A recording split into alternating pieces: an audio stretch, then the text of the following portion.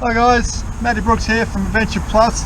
Today we're going to look at the lightweight Trangia stove, some of the safety implications and considerations that come with it, and some of the actual other bits of kit that go with it that we need to use. First things before we do any cooking out bush or lighting flames, we need to consider where we're actually going to do that. So we need to have an appropriate site. So what I look at, I need to make sure there's nothing flammable within 3 meters of me. So I got my stove here, yep, I'm clear out there, clear out there. Alright, so this includes bush, alright, bits of stuff we can do, grass that might burn. This stuff's pretty green, so we're pretty good to go. And it also includes tents. Alright, we need to make sure the tents and our clothing and stuff, appropriate clothing, are away from us. Alright, tents burn really quickly. They're made of nylon and they go up very quickly. Alright, so we've looked at that. We also need to make sure we've got some water or something handy to put the fire out, and we need to make sure we've got a teacher or an adult, alright, present at all times. Alright, if that teacher or adult go away, alright, they need to actually extinguish the fire before they go away. Alright, they're regulations and they're law, unfortunately. Alright, let's have a look at the stove. Alright, so we've got my stove here, a Trangia lightweight cooking stove, pretty popular. You see them a lot all over the place. Got some matches, I've got a flint that I use, and I've got my methylated spirits and my alcohol that I need for the burning for the stove. Gonna open the stove up. Got my lid on my fry pan. Alright.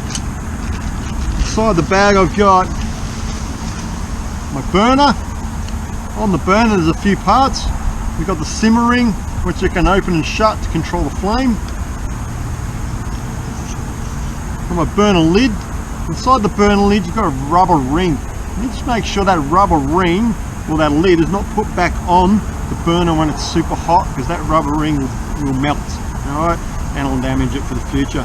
And then you've got your burner itself. So we've got those 3 components. You've got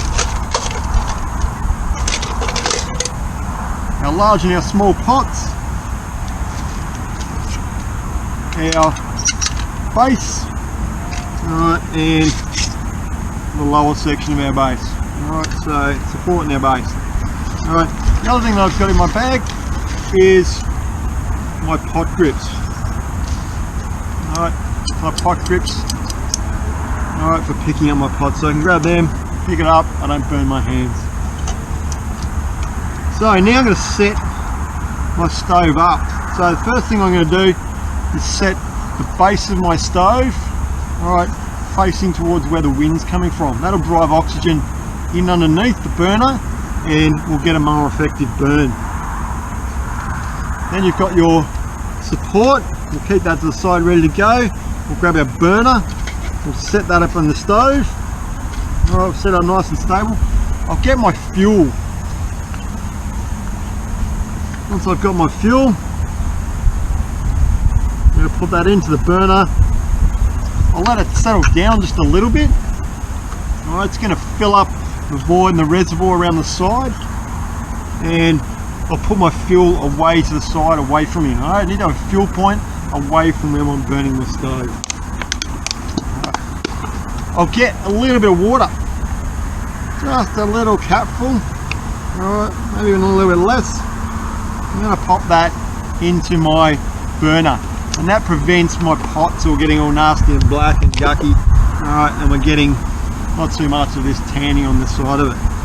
Alright, once I've done that, I get my stove base support. Alright, I'm going to get the grooves here. I'm going to line them up with the knobs on the base, and I'll turn it to the side and lock it in, so that's all nice and stable.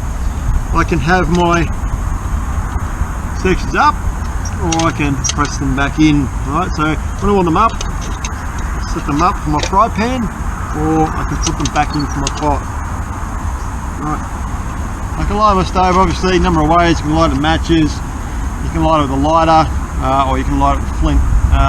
Advantage of flint out bush, it's pretty effective, and most importantly, unlike matches, when it gets wet we can wipe it dry and it's still going to work. So really good bit of kit, nice and nice and easy to use. You've got a nice little bit of a lip on the side there. That's the bit we're going to use to strike it, and then a couple of flicks. Alright, now because we're using metho or alcohol, we're not going to be able to see that initial flame. Alright, it doesn't go boom like petrol and burn like wood. Alright, we're going to run our hand over it. Alright, we'll keep our hand away from it, but we'll be able to feel that warmth initially. Will tell us it's burning.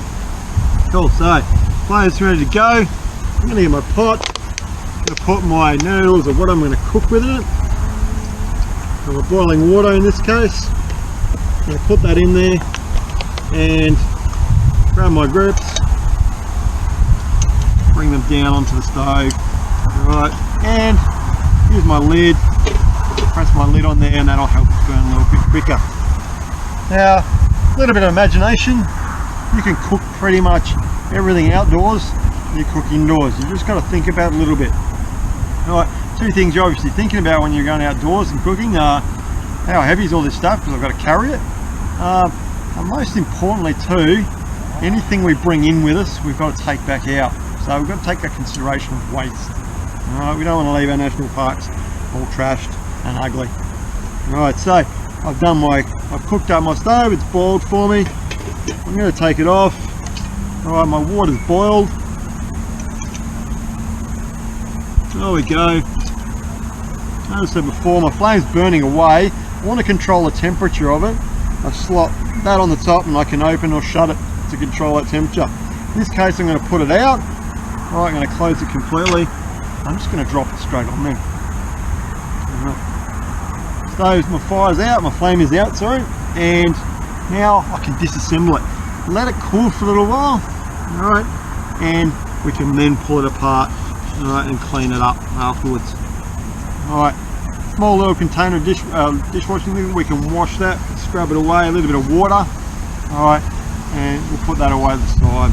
Alright, as I said before, make sure the stove is actually cooled down before you put your simmer ring back on it.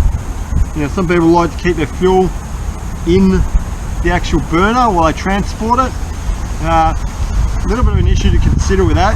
You need to make sure it's not leaking properly. Metho in your cooking pots doesn't go really well with the digestive system and can make you a little bit ill.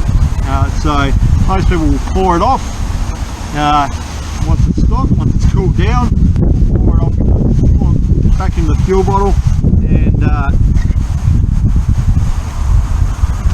and store it for the next night.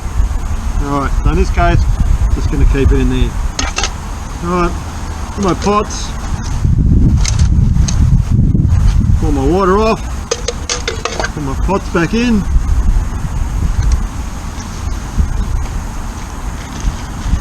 Got my bag, put my bits back in the bag, including my flint. Roll it all back in. Back into the stove.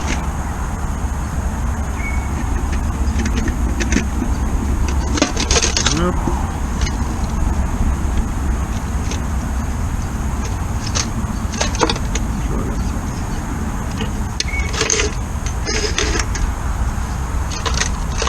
Put my strap all the way through it and